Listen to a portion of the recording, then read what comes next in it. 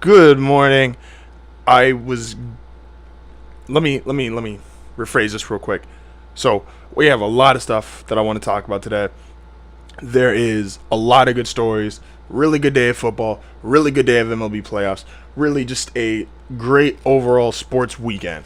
I mean, from everything from Aaron Rodgers, Justin Verlander, Deshaun Watson, NFL officiating, like there's so many things that I can't wait to talk about.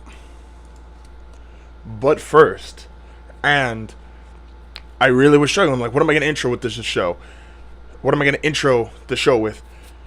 And then it hit me because I was watching the Broncos Giants game and my Broncos lost. They got their ass whooped. Fine, I can live with that. Not great, but I can live with that. Al Michaels made a joke in the second quarter, and it was the Giants had a worse week than Harvey Weinstein. I chuckled. Chris Collinsworth, the other announcer, chuckled. If you were watching at home, you probably chuckled. They come out for the third quarter, and he has to apologize because he made an offensive joke.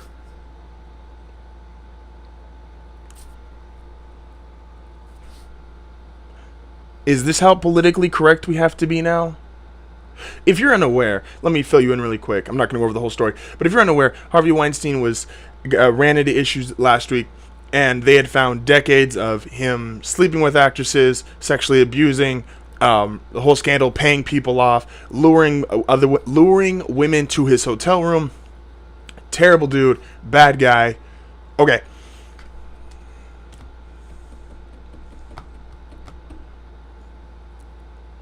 I just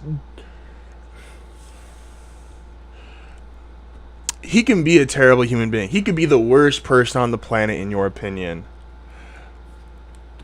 Al Michaels made a joke that was received in such a way someone had to complain, because otherwise they don't do this. Someone had to complain, and then his boss had to be notified, and his boss or superior had to say in his little earpiece, hey, you need to apologize for that comment about Harvey Weinstein.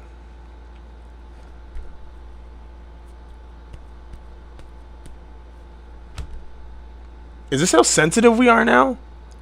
Is this how forgive me, but are we really this much of a bunch of pussies? Like, it was a joke. Literally a joke. And it was a funny joke at that. These are the same people that are claimed to be feminist and then get or that are called themselves feminists and then get angry that say you make any kind of woman joke. It's a joke. Calm the fuck down. I was really like, I'm not gonna put this very elegantly. I'm normally a lot better at doing that, but this is so 10 levels of stupid. If you are this insecure, you are this sensitive, you've got issues.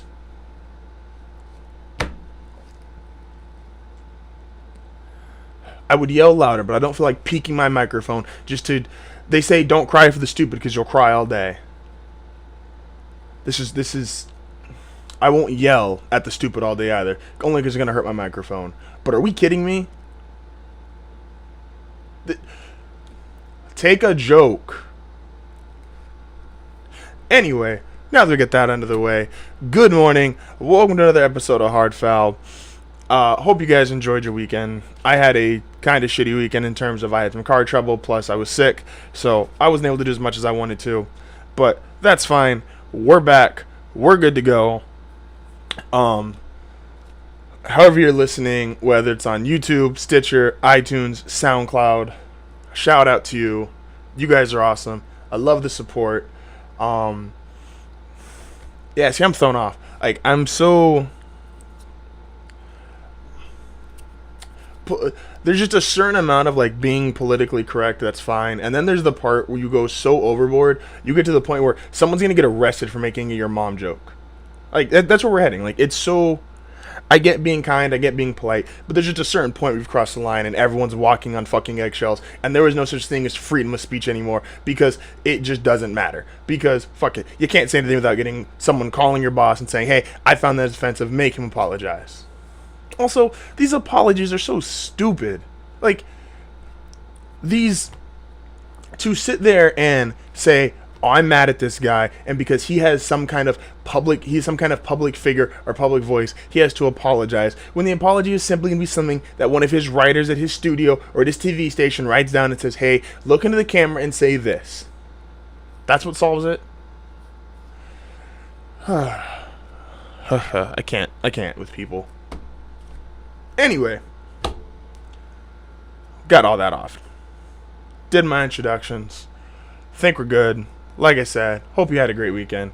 Hope you enjoyed your weekend of football. Hope you enjoyed the MLB playoffs. We had great games, great performances.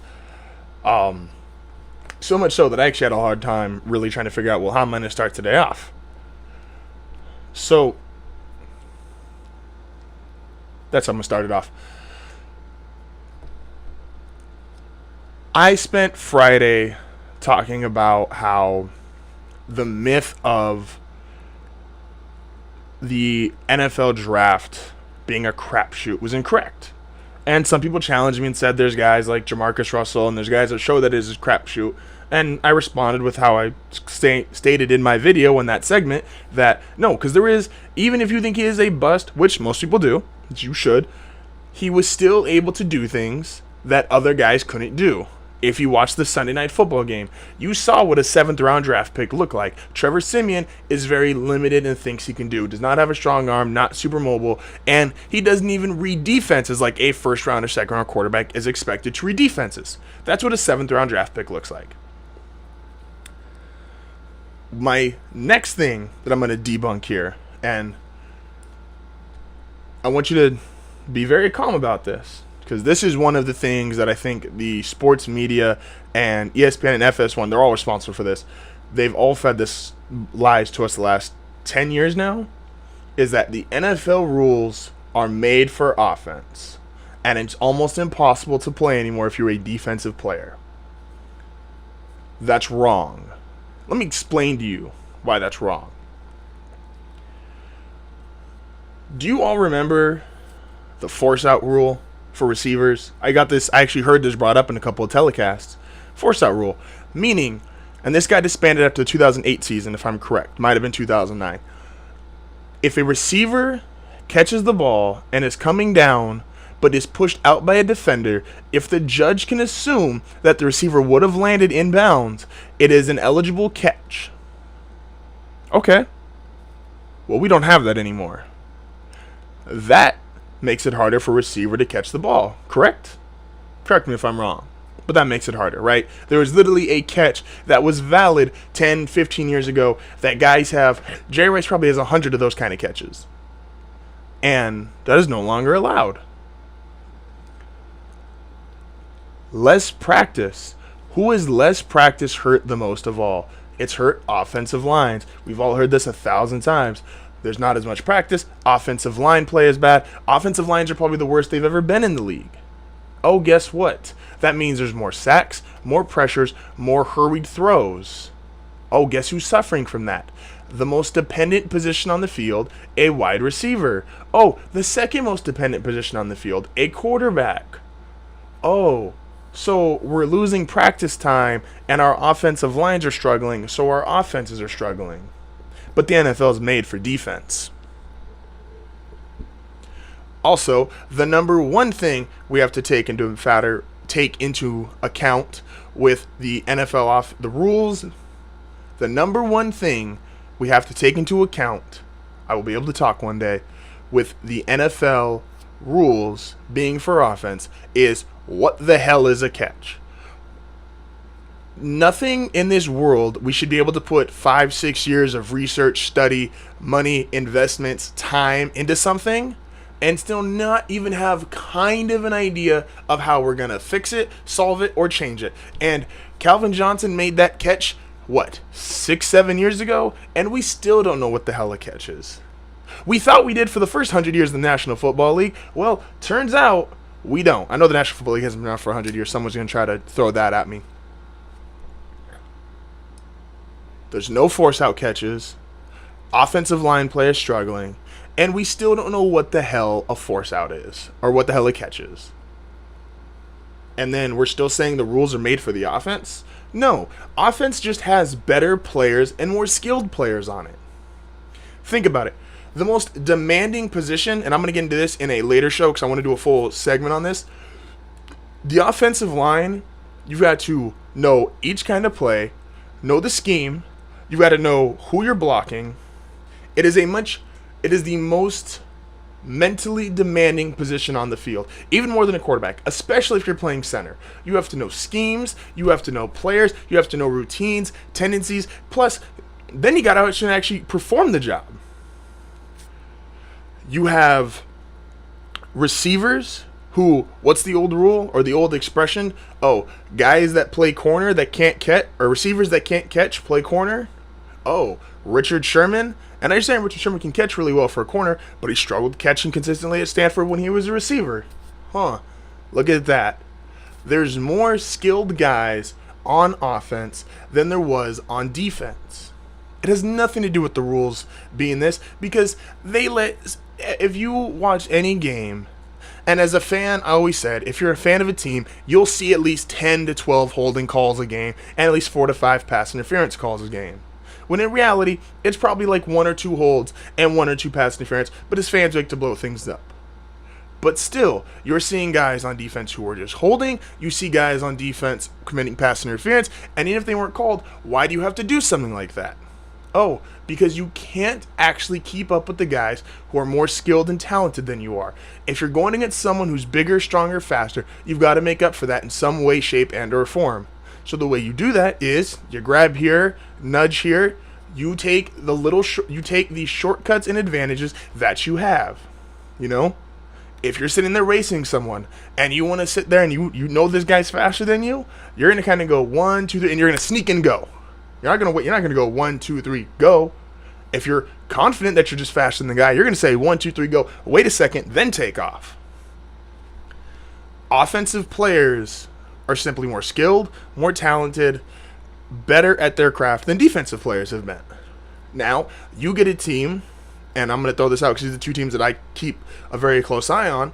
You take a team like Denver, which has guys who could play on offense, and an Aqib Talib, a Chris Harris, a Von Miller, guys who are skilled at their position when they had DeMarcus Ware. These rules don't affect them the same way because they know how to play the game no matter what the rules are, no matter what the scheme is. Denver can line up the same way 10 plays in a row, and they could sit there and stop an offense 9 out of those 10 plays. You get the Cleveland Browns, they line up the same way on 10 plays in a row. They might give up 8 or 9 touchdowns. It's not a matter of rules. Rules don't hold you back. Despite how much we like to think that, oh, I got screwed over because this rule was in place, or because this coach didn't let me get here, or this guy, this teacher I had in 10th grade, he gave me that test, he graded harshly, so I got a D instead of a B, which means I wasn't able to go out and play on the football team, and that's how I wasn't able to get enough practice, and which is why I'm not in the NFL. Rules don't make or break you. Only if you're a very marginal player, and if you're a marginal player, no offense, you're not going anywhere fast anyway. There is this concept that, oh, the rules make it so hard to play defense. No. Because great defensive players in this overturning era, Ray Lewis never had an issue with the rules. Ed Reed never had an issue with the rules. Troy Polamalu never had an issue with the rules. But tell me why these lesser talented guys, lesser skilled guys, oh, they have an issue with the rules. They were never good enough to begin with.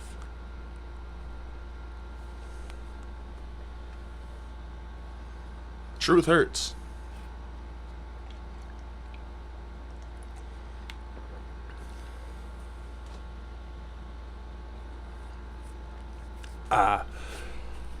Like I said, I think the reason why the rules thing and the politically correct thing I thought was a good segue, because it just bugs me when, like, people blame other people for why they're not successful or why they're not doing well or if something bad's happening. It's like, at some point, you have to just sit there and take onus for yourself. This guy's joke, even if you find it offensive, is not going to make or break your day. These rules that someone has in place is not going to make or break your day. You are in charge of your life. You are the one with control. You are the one with the key. But this isn't a motivational podcast, so let's move past that. Although, shout out to, not that they need my shout out to Eric Thomas and Les Brown. I listen to them a lot. They're two of my favorite motivational speakers. They're great. If you're ever feeling down, go listen to them. Eric Thomas, Les Brown. They're all over YouTube, all over the internet. Just great speakers, really cool guys. They're very down to earth, which is what I like about them. Speaking of great guys, down to earth, Aaron Rodgers got hurt yesterday. Damn. Richard Sherman tweeted out, actually, as soon as Aaron Rodgers got hurt, he said, "Hey, I'm praying for you. The league is better when you're there." Shout out to Richard Sherman for just not being a dick. That's actually a really good way to put it. He just wasn't a dick about the situation.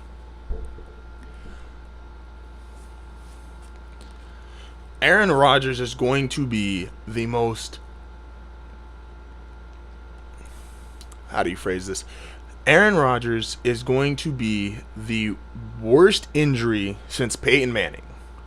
And by worst, I mean most difficult for that team to overcome. We always like to argue most valuable for, is it the best player, is it the most valuable player? Well, if you're arguing value, there is no player that is more valuable to their team than Aaron Rodgers. Think about this. Aaron Rodgers has an overrated head coach. He has under-talented and less talented staff and personnel to work with. He has injuries all up and down his roster. I mean, his best playmaker on defense is Clay Matthews, who was the fourth best linebacker when he was in college and has 2 great seasons in the NFL and has been subpar every year besides that. The man has no owner. There was no owner of the Green Bay Packers. There is no...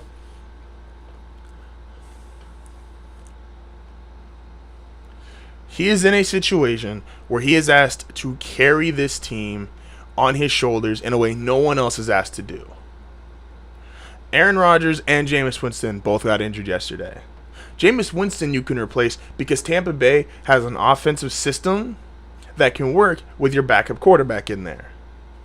Aaron Rodgers is the only player he's a systemless player. You can plug Aaron Rodgers into any team, and that team is automatically 10 times better. And that includes the Patriots. For all you Tom Brady fanboys out there.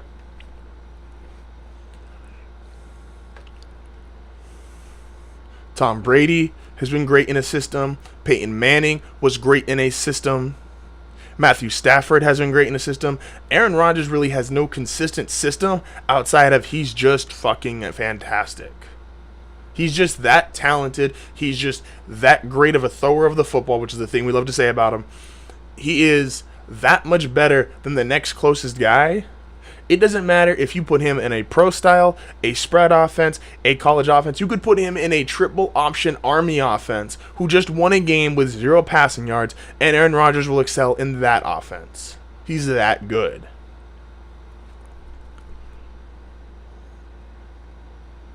Maybe it's just the year of MVPs getting hurt. Mike Trout was on his way to having a historically great season, and he got injured, missed 50 games. Aaron Rodgers was on his way to having one of his best seasons. He gets hurt.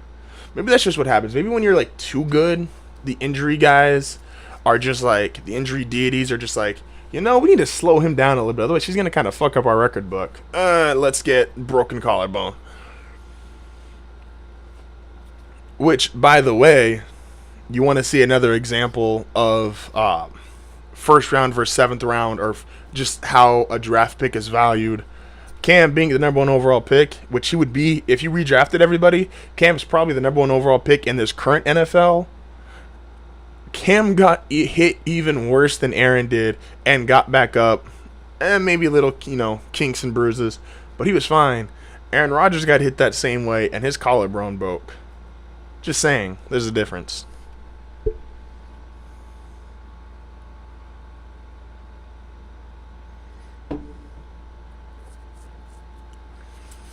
Next quarterback I want to talk about. There's a lot of really good young quarterbacks right now. If you look at the Derek Carrs of the world, you look at the Marcus Mariotas of the world, Jameis Winston, who I really like, Andrew Luck, there is a lot of really good, young, talented quarterbacks. Jared Goff, Carson Wentz. Like, there's so many guys that you're like, wow. Like, the league's in a really good position. Because the league's going to be better the more quarterbacks you have, the more offense you get. No one wants to sit there and have the NFL turn in the NCAA, which is Alabama's at the top, boring team, great defense, and a quarterback who you can just rotate in and out. That's not good for the ratings. In the NFL, at this point, they don't need anything else hurting their ratings. The two young quarterbacks, though, that stick out the most to me are, and I think they have to be put number 1 and number 2 in terms of who's going to be the best quarterback over the next 3 to 5 years, is Deshaun Watson and Carson Wentz. So much so that I'm calling the 2018 Super Bowl is going to be Texans and Eagles. I really butchered this year, and I had Cowboys Raiders. I could still maybe be right, but probably not. The Texans and Eagles in the 2018 Super Bowl makes all the sense in the world to me, because you have the 2 of the 3 or 4 best young quarterbacks in football, and they are by far surrounded with the best talent in football. If you look at Carson Wentz, that Eagles offensive and defensive line, Alshon Jeffrey, the defensive personnel that stepped up so much this year, Zach Ertz at tight end for him, he has a complete roster that if Carson Wentz was replaced by an average quarterback, that is still a 500 or a 9-win team. And then you have Deshaun Watson, who has probably even more talent than even Carson Wentz when you consider good offensive line, DeAndre Hopkins, Will Fuller. I can't name their tight end's last name because Fredowitz, however you say that. You have a defense between J.J. Watt, if he can ever stay healthy again. I'm hoping for it, but he's having too many injury issues. Jadeveon Clowney, Marcellus, Brian Cushing, if he can ever get off roids, Jonathan Joseph, have a legit top 5 defense, good offensive line, probably the best set of targets that are going to be considered in the next 2 to 3 years. Right now, I'd give it to Thomas and Sanders in Denver, or Julio Jones and whoever, or Antonio Brown and whoever. But Houston, the next 2 to 3 years, between Fuller and Hopkins, are going to be one of the top receiving tandems in football. And then you got Deshaun Watson, who has, this is a great stat, 15 touchdowns this season already, which is crazy to think through 5 games he has 15, or 6 games he has 15 touchdowns, and really only 5 because he didn't start week 1. That's as many as Brock Osweiler had all of last year. And Brock Osweiler came in at the end of the second quarter when Trevor Siemian got hurt and showed everybody why he is still a backup at best. I was going to say something really mean, but I'm like, I don't know the man personally, so I should stay away from that. To give me Deshaun Watson, give me Carson Wentz, give me Texans, Eagles, 2018 Super Bowl. That'd be what, 54? 53? What, 50, 51, 52? Yeah, 53. Super Bowl 53. And I'm taking Deshaun Watson and the Houston Texans. Deshaun Watson becoming the second black quarterback to ever win a Super Bowl, following Doug Williams, doing what Donovan McNabb could never do. And yeah, I think Deshaun Watson is incredible. Carson Wentz is incredible. I think Andrew Luck is probably the best young quarterback in the league in terms of under 27 and under, but he has the worst team around him. He does. His team is just, Aaron Rodgers has probably the second worst team around him out of terms of all quarterbacks. I mean, excluding the Browns because we just don't count them. Andrew Luck's right there, though, and his team is terrible. His team's probably going to have the number 1 overall pick, and they're not even going to be able to get a quarterback, which is the top 3 positions in this year's draft. Colts can't do anything right.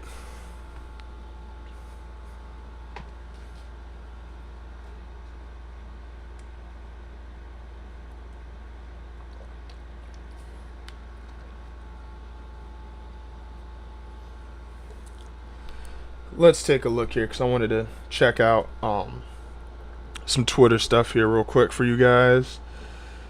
Give me a second. Once again, if you haven't already, go follow me on Twitter at HardFoulPodcast.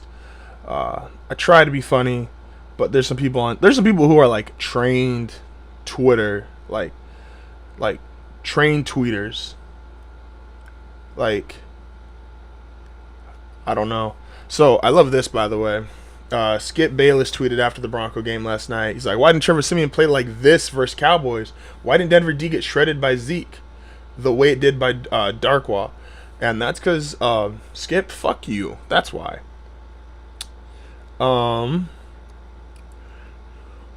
They got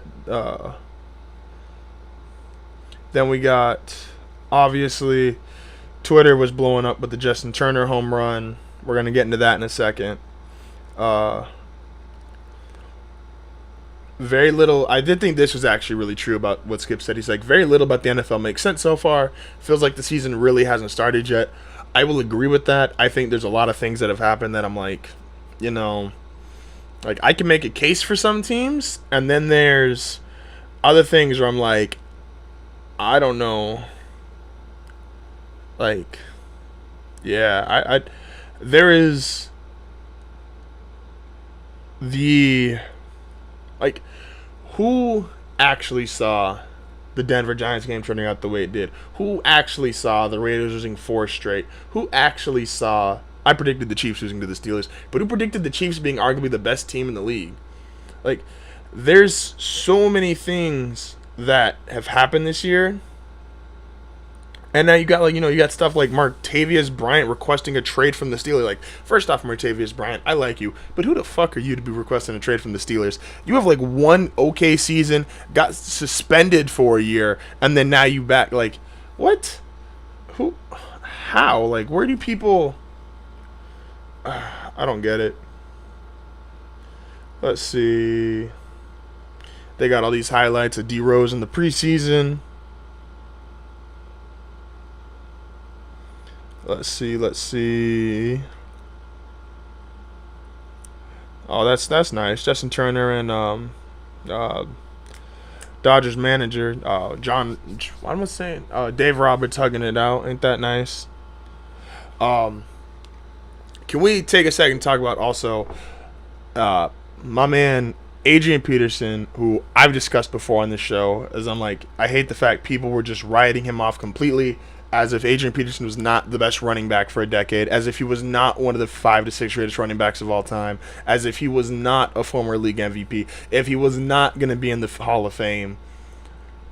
You see what he did yesterday? Did you see what him and Larry Fitzgerald did yesterday? I should have started AP because I would have had a better chance in my fantasy game. I lost by 15 points, and he would have given me that because Bilal Powell, who I already had in my lineup, he was ruled out the morning of, or Saturday night, and I was like, fuck. I also had Aaron Rodgers in my lineup, and obviously he broke his collarbone. Get better soon, Aaron. And Adrian Peterson goes to Arizona, 125 yards. Larry Fitzgerald, 10 catches, 140 yards. Like, the Phoenix Suns always got like this title in the NBA as being this old guy recovery center, and I always thought it was kind of cool. Like, Shaq went there and revived his career. Grant Hill went there and revived his career. I said Shaq revived his career. Shaq went there and just played for like an extra couple years. Shaq was fat. He wasn't hurt. And with the Cardinals, I was like, it might just be an Arizona thing. Like, maybe Arizona just has like some special shit in their water, because you had 2 guys who, if this is Madden 09, you probably got a 99 overall running back and receiver. Issue is, this is 2017, and they're still putting up these numbers.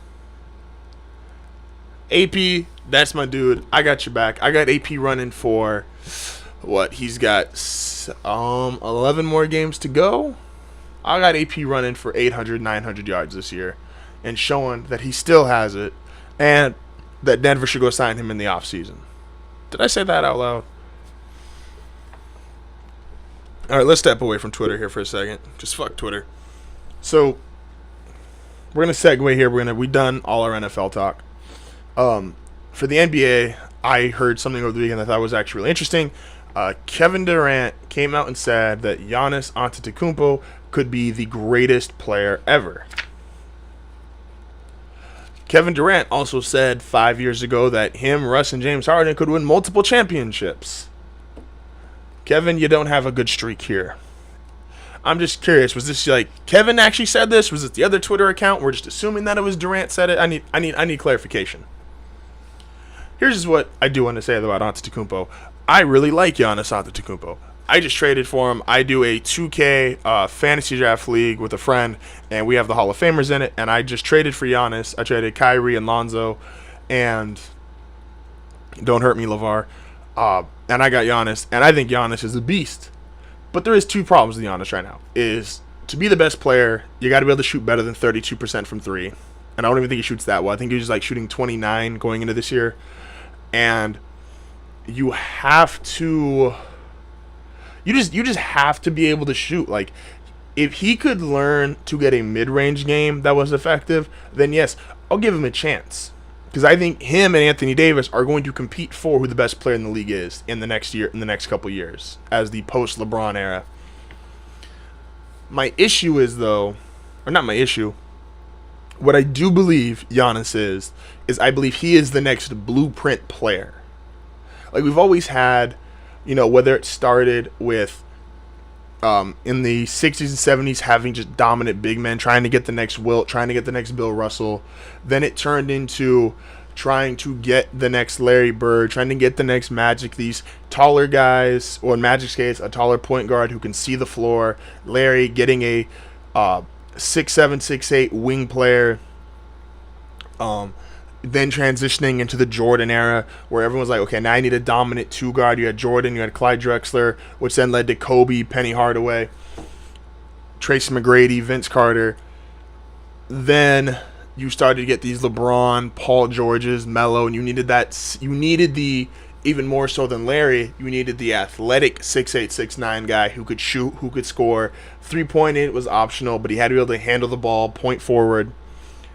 Then you got into the Steph Curry era, and now it's, well, everyone's got to be able to shoot. If your guards can't shoot, then we don't have room for you. And even centers have kind of matriculated to, if you can't shoot, you can't even play center anymore. I said this on Friday, that I believe that the next wave of NBA players is going to be length. When you look at a guy like Giannis, who is 6'11", and I swear he's an alien because I think his hand touches his knees standing up. Like, standing up straight, I'm pretty sure his hands touch his knees. He's the only guy who can actually go one dribble and get all the way to the basket from the three-point line. And I think you're going to start seeing more guys who are 6'10", 6'11", a.k.a. Giannis, a.k.a. Anthony Davis, even a John Henson who's doesn't have that kind of ball handling skills, where you're going to look at 6'10", 6'11" small forwards. I believe at some point you will see a team where there's not a single starter under 6'5". Like the Lakers team that's going into this year, I think Julius Randle's going to have to go to the bench. Because if you look at their other starters, they're going to start Brook Lopez, 7 foot. Julius Randle's going to have to go to the bench. They have Ingram, who's now they're telling me, hell, they're telling me Brandon Ingram's like 7'2" at this point. He was 6'8" going to his rookie year. They're telling me he keeps growing and growing, getting stronger. And Lonzo's 6'5", and Contavious Caldwell-Pope is 6'7". Like, Julius Randle might have to go because he's only 6'8", and I like Julius Randle. But you're going to see an era where everybody on the starting lineup is 6'5", 6'6", and taller. I mean, even in my 2K team, and I know this is a bad example, I start Chris Dunn, 6'4", Kobe 6'6", Giannis 6'11", Joel Embiid 7 foot, and Yao Ming 7'6". Like, I just have I have crazy length and size. And when you have that kind of length and size, that's how you dethrone the 3-point shooters, because you'll be able to affect their shots. So I don't think Kevin Durant's wrong in saying, I think he's wrong in saying Giannis will be the greatest player ever, but I think he is right in terms of his thought process getting there, because Giannis is the next blueprint. He is the next wave of player that's going to be coming into the NBA. There's going to be more 6'10", 6'11" small forwards, can handle the ball. Shooting will vary, but it won't be as much of a three-point shooting league anymore. It'll be can you score over these other longer, taller, lanky defenders? And Giannis has that. So does Anthony Davis. Had to throw that in there too. Final thing I want to get to, and it's not really an analytical segment, it's just, wow. We had a great weekend of baseball. I mean, if you look at it, we had both walk-offs in game 2 of both series. You had a Justin Verlander dominant 9-inning performance. The very reason why, and I tweeted this as soon as it happened, I went on all little links where it's like Astros win, and I retweeted my video, because every time they win, I'm going to retweet it. That's the exact reason why I said the Astros are winning the World Series. Verlander, there is not a pitcher on this earth who can go inning for inning with that man. Clayton Kershaw might be the best. Chris Sale might be elite. Steven Strasburg and Max Scherzer are nasty. But there was no guy who's coming out of the 9th inning after he's already thrown 103 pitches. There's no guy coming out when he threw 131 pitches on Saturday. No one else is doing that. No one else is coming close. He's the only pitcher that doesn't have a pitch limit anymore. And he hasn't had a pitch limit for pretty much his entire career. You take... Just so many things are great about this weekend. Like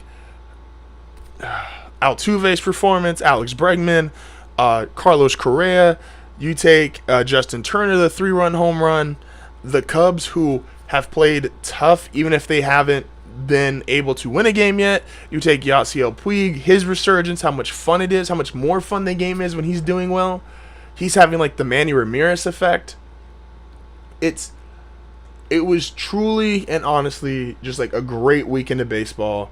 I understand both series are 2-0, but there's a difference in 2-0 and just whooping on someone. Like when Cleveland was up on Toronto 2-0, you're like, oh, okay, I see where this is going. And then you get series like this. This is a good 2-0.